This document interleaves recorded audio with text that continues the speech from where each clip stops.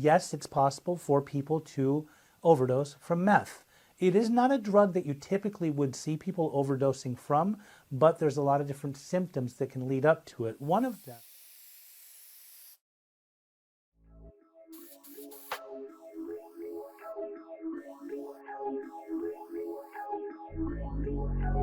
Hello, my name is Pej with Pej Interventions. I'm also a recovery coach. I help a lot of different people with addiction, with alcoholism, and with mental health. This has been my profession for quite some time, and today's topic is going to be, can you overdose from meth?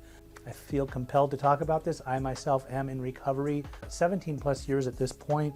I used to do a lot of meth. I was very, very addicted to it.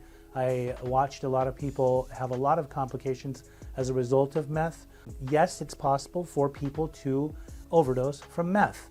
It is not a drug that you typically would see people overdosing from, but there's a lot of different symptoms that can lead up to it. One of them is obviously increased heart rate. There can be also respiratory complications and failure. There's also many different types of anxiety that can turn into cognitive distortions. A lot of people may encounter paranoia and often meth-induced psychosis and things like that, which can then lead up to an overdose. I've seen a personal experience when I was an active user. I knew somebody that had a stroke as a result of using meth, and then there obviously can be heart attacks and cardiovascular issues that can result from using it. Now, these days we're in a different day and age.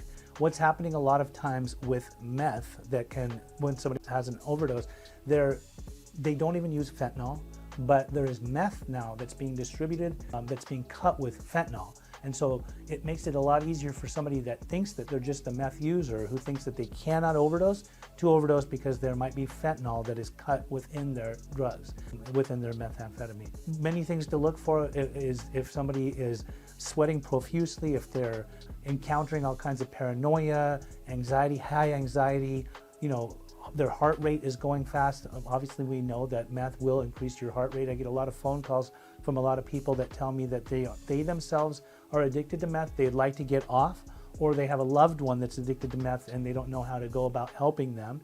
Usually if I hear about it, like if somebody's telling me about their husband or wife that's in their 40s, 50s, or 60s, and they're active meth users, or they themselves are using, the first thing that will come to my mind, the first thing that comes out of my mouth is, oh my God, like that's not good. This is a heart attack in the making. And they'll usually say, I know. It's something that you want to really think about. When you're in your 20s and you're using meth, risks of having an overdose are much less if there's no fentanyl in it, because you have a young heart. But it's not to say that even a young person cannot overdose from meth. They certainly can.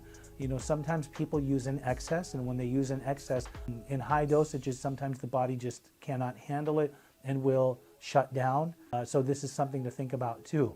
And then how do you get help for somebody that has a meth addiction? So if somebody's in full-blown psychosis, it's really hard to get through to them. I often, as an interventionist or even a recovery coach, know that I need to meet people where they're at. If they're in a psychotic mentality where they're not really able, you can't talk to them, I try to get them at a time when they're coming down, when they might be in their rawest form, when they might be vulnerable. And that, that goes into planning depending on the type of intervention, or like intervening on somebody's life, the type of planning that goes into place. But this is a very serious issue and topic and subject. I do think that people do need to get help for their meth addiction immediately to avoid overdosing, but also to avoid long-term addiction, because it definitely will suck the soul out of you. If you or somebody that you know is struggling with meth addiction and you'd like to talk more, you can always reach out to me at 310-596-9356. My name.